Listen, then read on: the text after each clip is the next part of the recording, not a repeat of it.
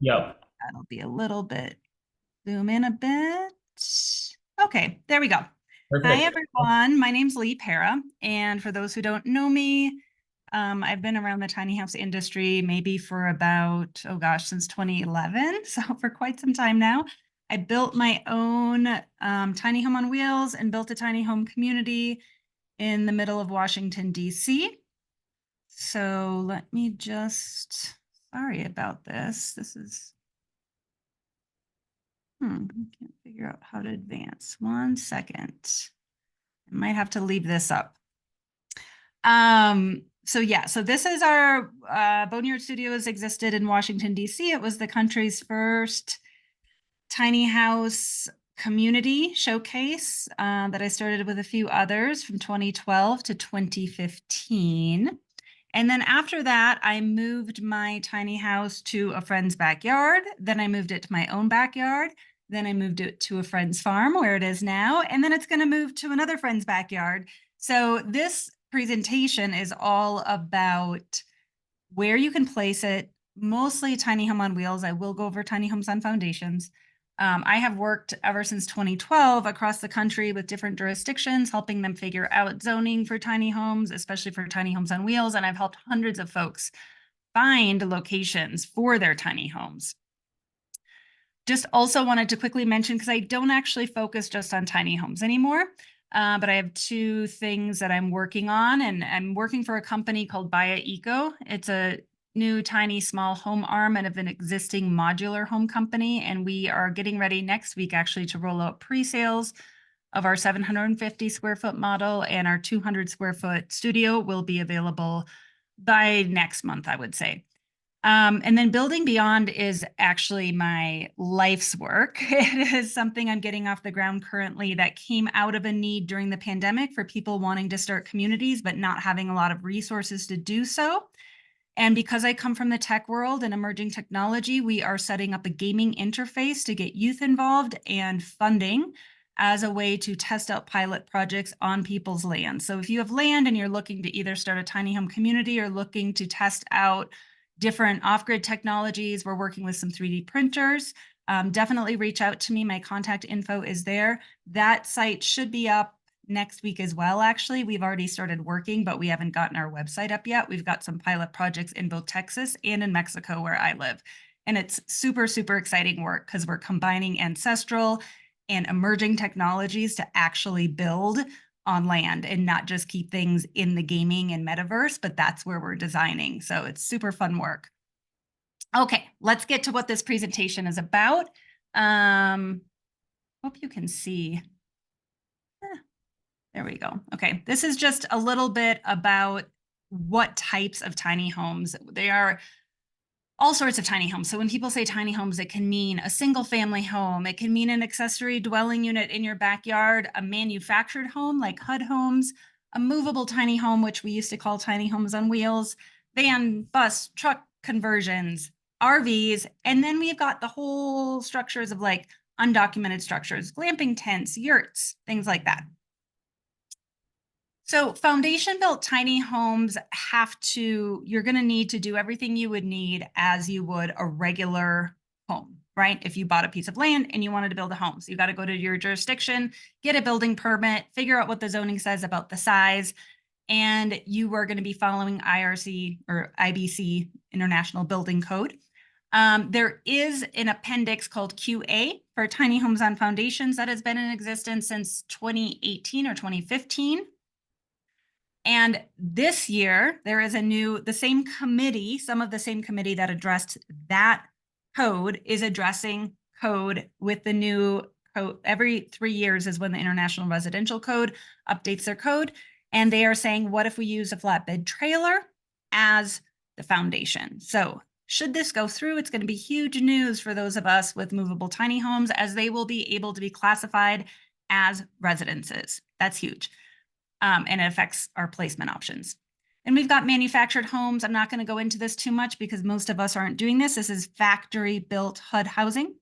And then we've also got movable tiny homes. And these are everything from, now you can buy from hundreds of builders across the country a tiny home on a flatbed trailer. When I built mine, there really wasn't the option outside of tumbleweed. So most of us were building our own. So they can be everything from DIY to factory built. And you've got the RV Association standards, the ANSI RVIA standards. When you see a company saying they're building to RV standards, they're usually doing that for financing because you can get RV financing.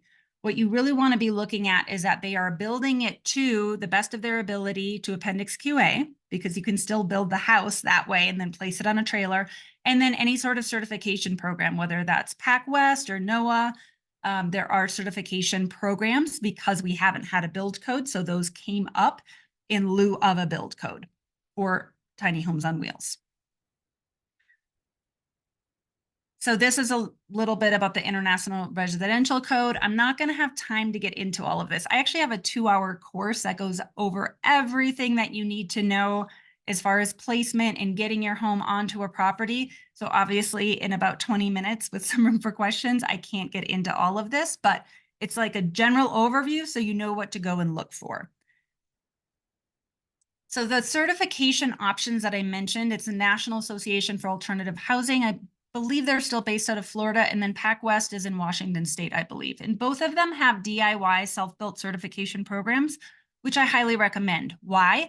If you're looking for a placement option for your tiny home, a lot of tiny home communities and RV parks that are converting into tiny home communities are requiring some sort of certification.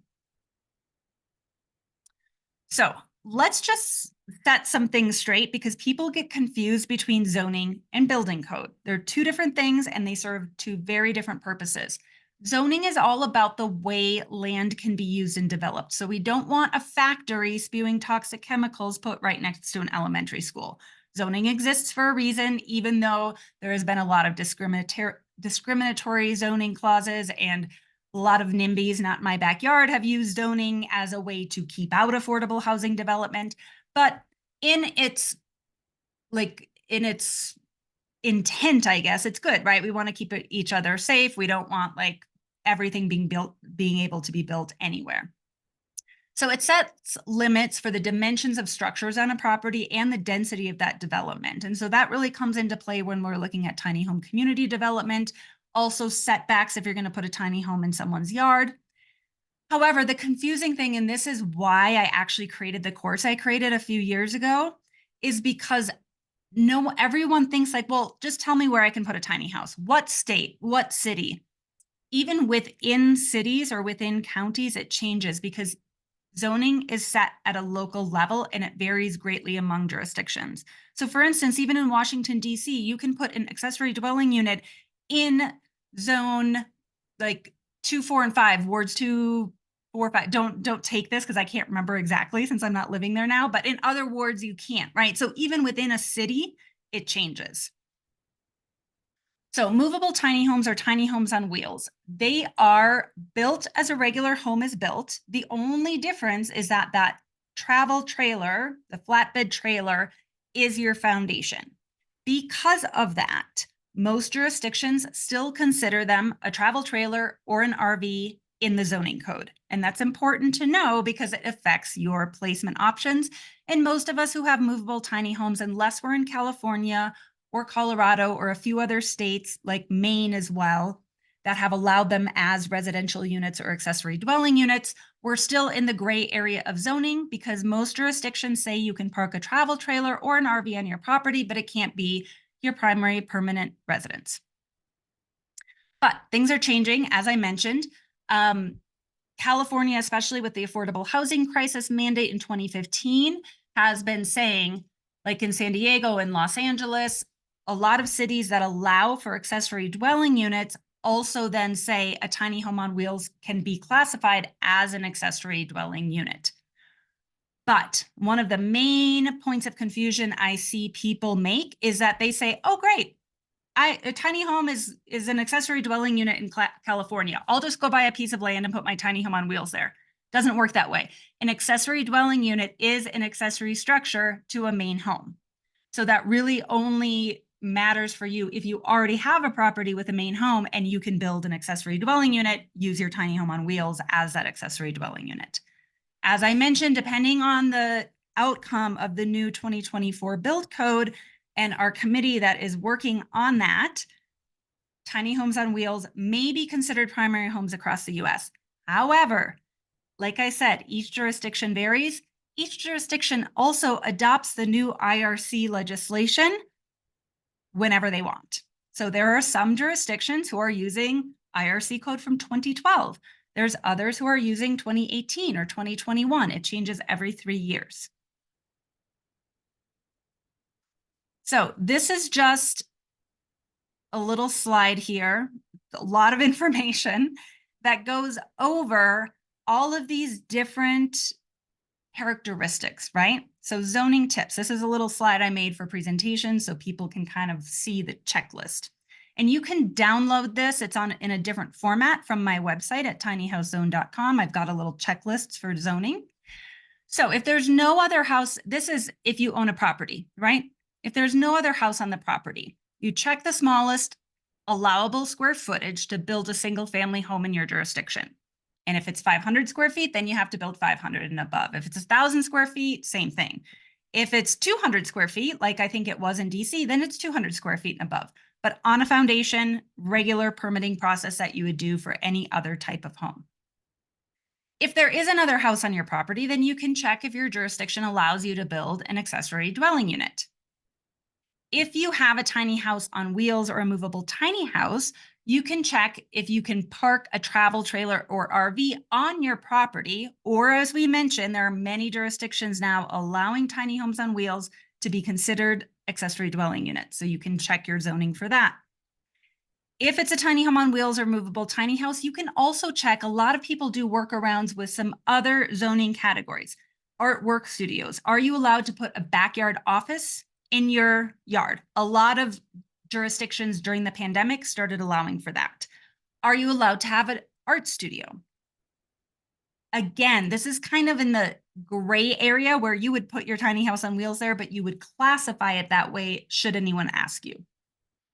Another way to go about if you're in a rural area or a suburban area that's like ex-urban is what we call, right? Where it's agricultural, it's maybe getting developed. If your property is either zoned agricultural or as a hobby farm, or it could be rezoned that way, you can look into most agriculturally zoned properties allow for some type of farm work or housing. And so that usually means you can put multiple tiny homes, and oftentimes they can be movable because farm worker housing is usually trailers. So that's another option. And a lot of people have had success with that in building tiny home communities. If you've got a large enough piece of land, if you're looking to develop a tiny home campground or community, you can look into getting permission for what's called a PUD, a planned unit development. Sorry, I forgot for a moment there. For a community of small houses, or you could look at getting it zoned as an RV, campground, or boutique hotel for movable tiny homes. I know some folks in Virginia who went the boutique hotel route because they were just going to be doing short-term rentals. Cole Peterson, who has the tiny home hotel in Portland, he happened to find a piece of land that had been zoned as a campground in the city of Portland, and that's how he was able to do what he did. So those are just some of the quick rapid fire different types of properties, how they're zoned and how it affects you, whether or not you have a tiny home on wheels or a tiny home on foundations. So, we've still got like 15 minutes. If people have questions, let's go through questions. Otherwise, I might return to some of these and just dig in a little bit deeper into each of the categories. But first off, I'm just curious if you all have questions, because I don't want to go over only tiny homes on wheels or only on foundation if everyone on the call here, is in one category or another. So let me know if you're have a tiny home on wheels, if you're looking to build a tiny home on foundation, if you're looking to build a tiny home community, and I can go back through some specifics for each of those. And let me see, I don't know if I can see my chat. Let's see here. There's the chat. All right. Appendix Q and the trailer underneath. Okay, sure. So let's go back to that slide. Okay, so Appendix Q came about because, as I mentioned a decade ago, we didn't have any build code for tiny homes on wheels, okay? One thing I want to make sure people really understand, because there's a lot of tiny home builders now, right? People are getting into the industry. They think it's like a way to make a quick buck. It's actually not. It's very, very small margins on tiny homes because you don't have the efficiency of scale for a larger home. So we had no building code. And so what people started using was RV code. People who were building, like builders who wanted to sell tiny homes on wheels, started saying, my homes are RV certified. But the primary reason they did that was to offer financing. Because up until recently, you haven't been able to get a loan to buy a tiny home on wheels. So it was a way that if they certified them as an RV, they could offer RV financing for you as the customer. But RV code says nothing about building a stick-built structure on a trailer. RV code is all about the utilities and the systems. And so we needed a building code to address tiny homes. And so it was led by, at that point in time, Andrew Morrison and a group of other folks, including like Zach Griffin from Tiny Home Nation. And they went to the International Residential Code, and I and many others who DIY built our tiny homes took measurements. I sat in my loft and I took a measurement and I sent it to Andrew. And so they built that code off of those of us who were building together across the country because we were kind of like sharing what we were doing. And so they built this tiny home code. Now, it only applies to homes on a foundation. Why? They know how, these guys are all builders, and they know how slow regulation and changing it is. So they knew they'd get too much pushback if they said, we're going to have a building code for tiny homes on trailers within the International Residential Code. But when they built this code, they did it with the intention of eventually saying, we're going to ask for trailers to be able to be considered a foundation, right? If you all know anything about building, you know that there's all sorts of different foundations. We do slab on grade, we can do piers, it depends on where you're located and the type of ground. And that's all things you have to do if you're going to build a regular home. So now what they're doing is they are looking at, okay, how about a tiny home? And if it's on a certain type of flatbed trailer and there's a certain type of attachment, you know, a certification program we're following to attach those safely to a trailer, that could then be theoretically, if this goes through, considered a type of residence within the International Residential Code. Now, then it's going to be up to each jurisdiction as to whether or not that fits into their zoning. Okay, so just because it's in the International Residential Code doesn't necessarily mean you'll be able to use it as a primary residence in your area, because you might be in a subdivision where the minimum square footage for a home is 800 square feet. I don't know. You know, every jurisdiction, like I said, has different zoning regulations. But this is huge news for those of us with mobile tiny homes or movable tiny homes, because it does mean that we will finally get the recognition we deserve that they are actually residential homes and not travel trailers. So I hope that answers the question. I'm going to see if there's anything else in the chat. Personally, I'm building a tiny home on wheels and planning to park it on a friend's property. There's anything extra to think about for that. You just really need to do your own research. I mean, I go over this in the course a lot and like step by step by step, because I've helped so many people, and I've only seen 2 people who had to move their tiny homes, and it's always because of neighbors complaining. So you really want to make sure you do your due diligence. It's a gray area of zoning. There's lots of different stories you can give. There's lots of different justifications. They usually always work, but you want to make sure you're setting up. I have lease templates in the course, that you're setting it up properly legally as well. So you're not getting your friend in trouble who has the main property, and that you're not getting yourself in trouble, and that you take responsibility should there be a zoning violation notice given to them, that you'll move your home. If zoned OU, I presume you still need to follow infrastructure guidelines, Department of Health for septic. Well, I'm not sure. OU. So if it's zoned residential, I mean, I'm not sure what you mean by OU. But yeah, you need to follow any infrastructure guidelines if you are building on a foundation.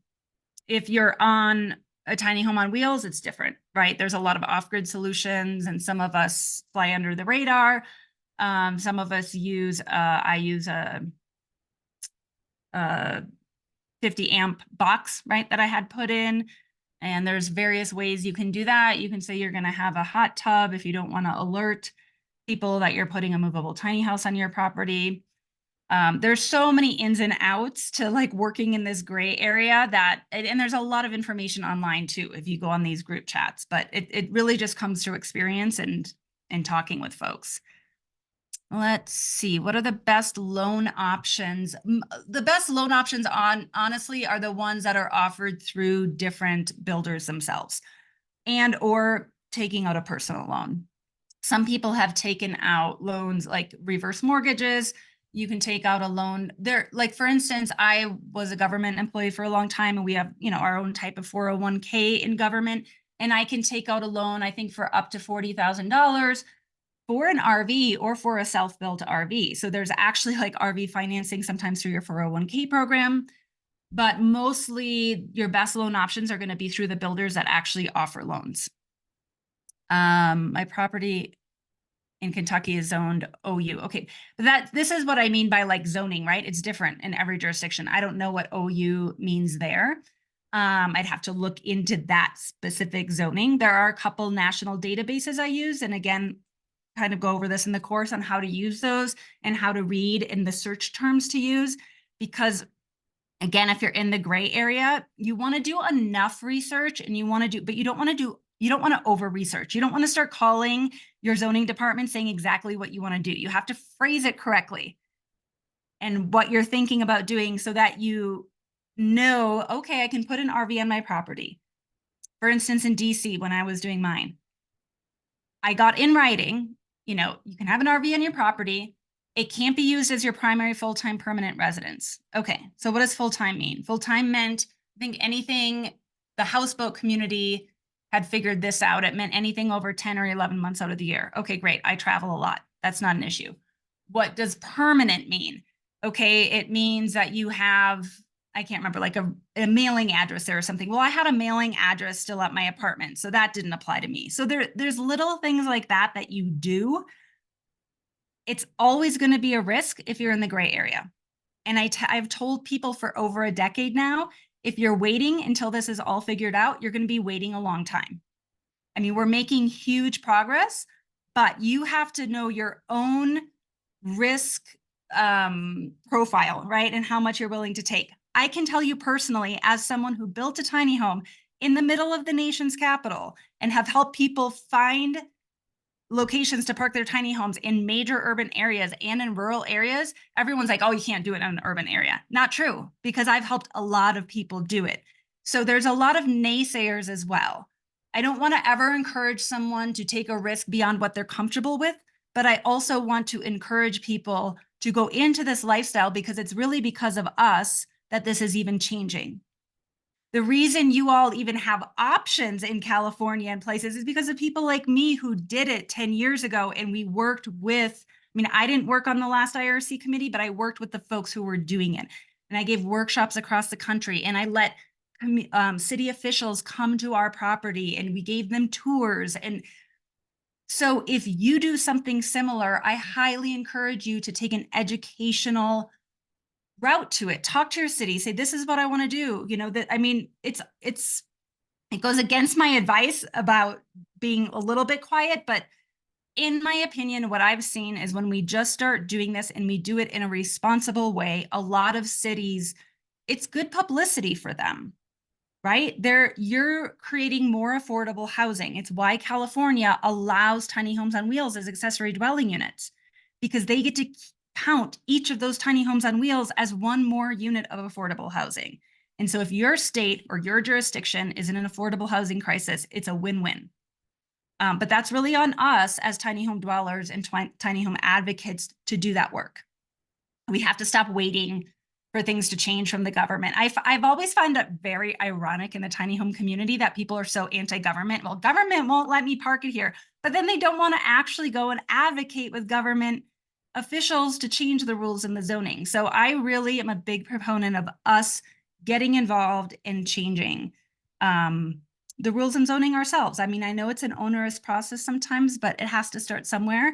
And I'm very, very much indebted to a lot of other advocates across the country who've done this work, because none of us have really gotten paid for this, right? We've just done it out of the fact that we're very passionate about this movement. So yeah, I don't really see any other questions. So I hope that was interesting to you. I hope that was useful. Like I said, you can check out, I'll put my contact info up here again. Check out the website. I've got some free resources on there. I also offer consultations, although honestly, I find that the course offers so much more, but I do offer consultations. I have helped people with their individual properties. LeePera.com is my personal site for my tech work, but like I said, reach out if you've got property and you want to start a community, or if you are looking to buy a tiny home and you're interested in the company I work for. That these are tiny homes on foundations and not on wheels, but we're going to have some pretty great intro pricing. And let's see, oh, thank you, Zach, or whoever put that up there. And I think I'm at time. So, oh my gosh, book recommendations, so many. I should just take a photo of the books I have. Yeah, just, I mean, there is so much information out there now on tiny homes online. It's astounding to me as someone who started and found like one blog post when I started. So just Google anything you need, and I'm sure it takes some weeding through, but you'll find it. Okay. Thank you all. Awesome, Lee. Thank you so much for your presentation. Super insightful. And like Lee said, there's way more to this whole subject than just what can be fit into this 30-minute session here. So definitely go to her website and check out the courses that she's got there. She has some free content there as well. And then also a few different courses that you guys can plow through. There's so much helpful information inside of those courses. So definitely go check it out. Thanks, Zach. Have a great rest of the conference. Thank you so much. We really, really appreciate your time jumping on here. And yeah, thanks for spelling it out for people. Yep. Good luck.